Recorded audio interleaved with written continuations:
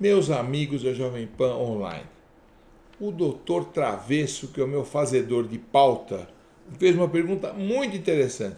Doutor Salim, como é que um vírus penetra num ser humano? Então vamos lá. O vírus ele tem uma característica interessante. O vírus ele é um elemento, ele é um ser vivo, teoricamente, que tem uma dependência muito grande de um outro elemento, de um outro ser vivo. Um vírus sozinho não sobrevive. O vírus tem que estar encostado numa pessoa para sobreviver. Então, se o vírus está encostado aí por aí, sem nenhum outro ser para ele se acoplar e sobreviver e se multiplicar, ele morre. Agora, quando ele está dentro de um outro ser, e esse outro ser não tem anticorpos contra esse vírus, ele começa a se multiplicar usando o corpo de outro ser humano, de outro ser, não precisa ser humano, e vai se multiplicando.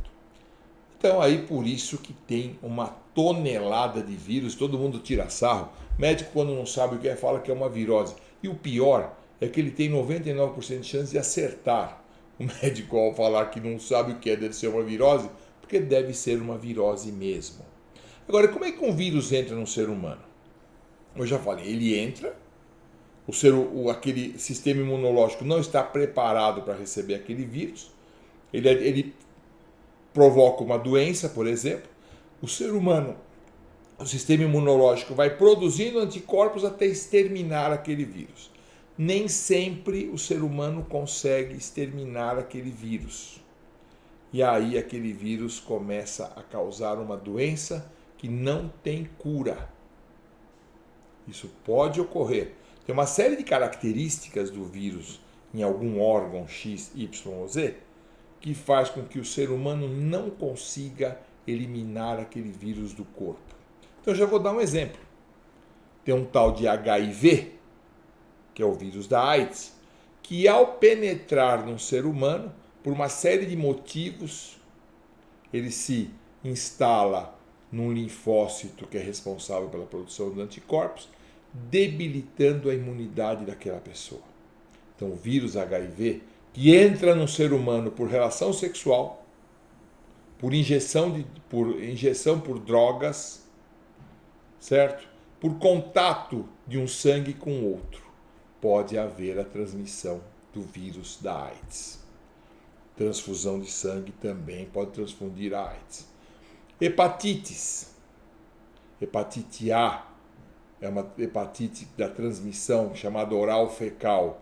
É por você ingerir pela sua boca alguma coisa contaminada por esse vírus. Então, uma hepatite viral de transmissão oral fecal. Uma comida, um copo, uma água, um líquido, um recipiente contaminado por esse vírus, você ingere, ele entra no seu corpo causando hepatite. Por isso que a hepatite A é muito comum na época de verão, onde a infraestrutura de esgoto é muito pobre, nas praias, no mar, onde o esgoto está contaminando, você pode adquirir. Então a entrada é pela sua própria boca.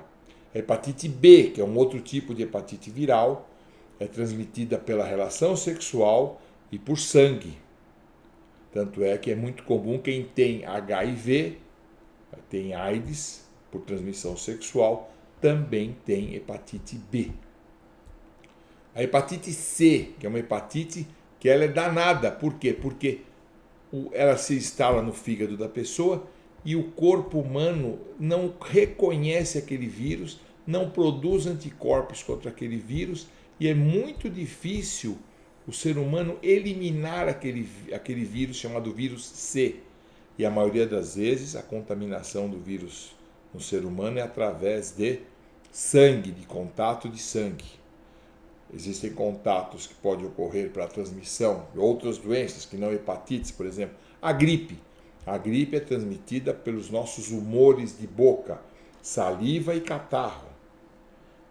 Tanto é que, além do contato da gripe, de doenças do tipo da gripe, chamadas infecto-contagiosas de transmissão respiratória, mononucleose e outras mais, o que acontece? Além da saliva e do catarro, a própria mão que está o tempo todo em contato com a nossa boca, encostando numa outra superfície, até o vírus morrer nessa outra superfície, porque lembre-se que o vírus precisa de vida para sobreviver. Vem uma outra pessoa, põe a mão naquela mesma superfície, como uma maçaneta, como uma porta, como aquele ferro de ônibus, e adquire na própria mão o vírus, vai lá, encosta na boca, encosta no olho.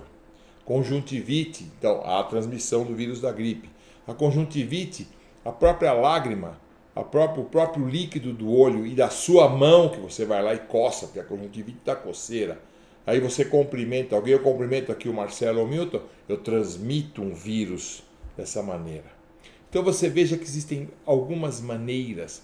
Um inseto, por exemplo, nosso querido amigo Aedes aegypti, que hoje faz parte da família brasileira, ele transmite o vírus da dengue, do zika, do chikungunya, porque o vírus fica dentro desse inseto e ao picar um ser humano, ele transmite o vírus para o ser humano. Então, a maneira de se adquirir um vírus costuma ser mesmo por transmissão de sangue, de esperma, de cavidade oral, de respiração, de picadas tanto de inseto quanto de agulhas, transfusões, de contaminação de sangue com sangue. Essas são as principais maneiras que se transmitem um vírus de um ser humano para outro. As mulheres grávidas transmitem doenças através da placenta, porque quem sustenta um feto, a circulação de um feto durante a gravidez é a mãe. Então todas as doenças que a mãe possa ter no seu sangue, ela pode transmitir para o seu feto. Tem uma série de doenças que ela pode transmitir, rubéola, toxoplasmose, próprio zika, agora com a história da microcefalia, sífilis, é uma doença de transmissão sexual ou de sangue, e daí por diante. A doença de Chagas é um vírus transmitido pelo mosquito barbeiro, que faz uma picada na pessoa, e a pessoa coça aquela picada e introduz o bichinho, o Trypanosoma cruzi, no sangue da pessoa. Então, essas doenças, às vezes, a esquistossomose não é vírus, mas você recebe essa doença através do quê? De uma lagoa de coceira, um contato com a pele, introduzindo a doença, mas não é esquistossomose. E nem a doença de Chagas, o Trypanosoma cruzi, também não é vírus, mas são maneiras de transmitir germes para um ser humano. É isso. Até a próxima.